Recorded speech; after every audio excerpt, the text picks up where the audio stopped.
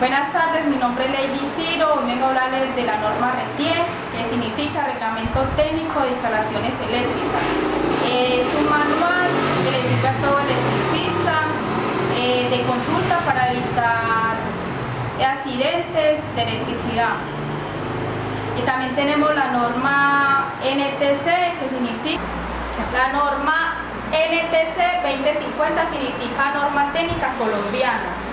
Esta norma es una salvaguardia de las personas y los bienes contra riesgos que pueden surgir por el uso de la electricidad.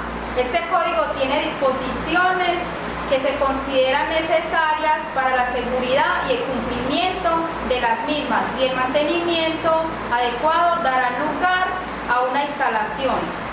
Buenas tardes, mi nombre es Carmen Sarrueda. Esta tarde le vengo a hablar de qué es tensión. La tensión es también denominada voltio. Voltaje es una magnitud física que cuantifica la diferencia de potencia eléctrica entre dos puntos. Su unidad de medida es el voltio. Conductores de circuito. Los conductores de circuito, estos conductores son los que dividen todos los circuitos en diferentes tipos.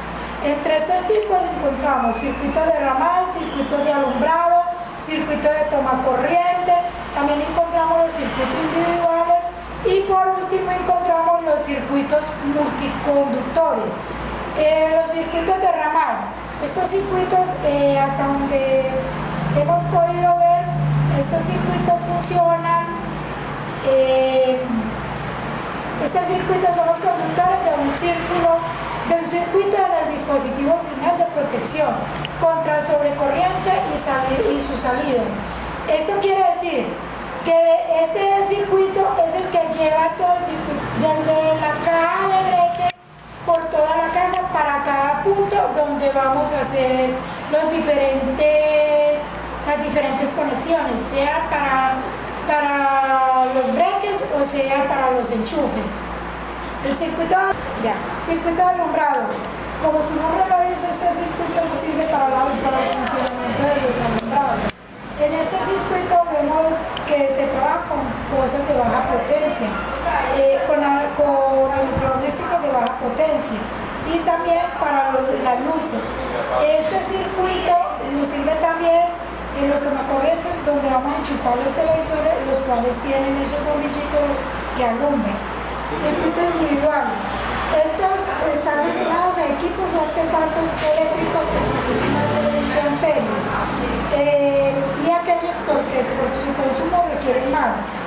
Por ejemplo, uno de esos ejemplos, puedo hacerles una recordación de cuando teníamos las estufas eléctricas, que como podíamos ver, sacaban un circuito solo para estas estufas porque su voltaje o amperio era más alto que lo que consumían los ventiladores y el resto de equipos en la casa.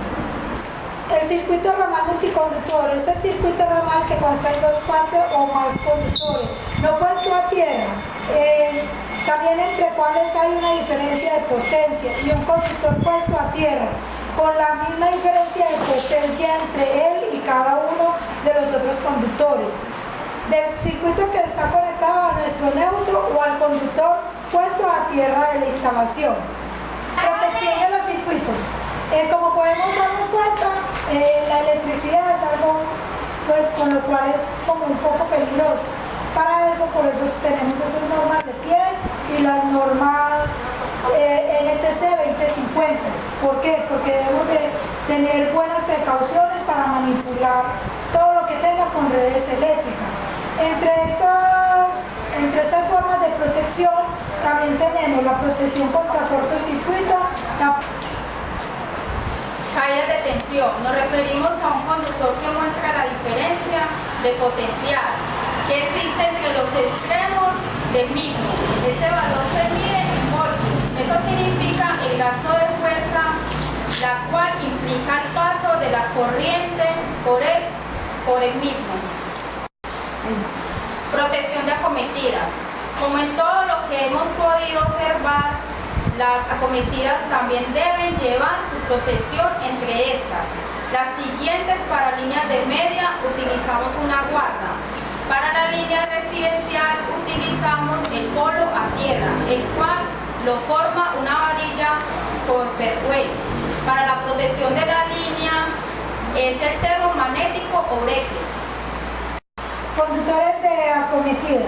Los conductores de acometida son aquellos que deben ser continuos su funcionamiento desde el punto de conexión de la red. Es decir, un conductor de acometida puede ser el alambre que viene desde el transformador hasta el medidor de nuestra casa.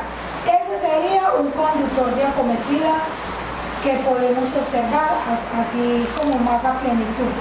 Distribución. La distribución la podemos realizar según los planos que hemos diseñado para cada sector, para cada lugar. Digamos un ejemplo, para una vivienda, para un local o para una oficina. En esta forma es donde vamos a hacer la distribución de nuestra electricidad. Dependiendo de los planos, asimismo, es como vamos a distribuir cada punto de electricidad. Arco eléctrico. El arco eléctrico es aquel arco también llamado arco voltaico o de sobrecarga. Este arco es una de las partes más peligrosas de la electricidad. ¿Por qué? Porque este arco es donde se genera la electricidad hasta 2020 voltios. Y sabemos que un cuerpo humano o cualquier aparato no resistiría este arco. Este arco eléctrico son electrones los cuales van por el aire. Digamos un ejemplo donde hay un poste grande de electricidad. Por ejemplo en la termo, hay puntos donde una persona no se podría acercar a más de un metro de estos postes o de estos generadores de energía. Para poderse acercar tendrían que parar en este momento todo el circuito y el fluido eléctrico para poder hacer algún mantenimiento o algo. De resto no se podría hacer porque la persona recibiría una sobrecarga la cual lo mataría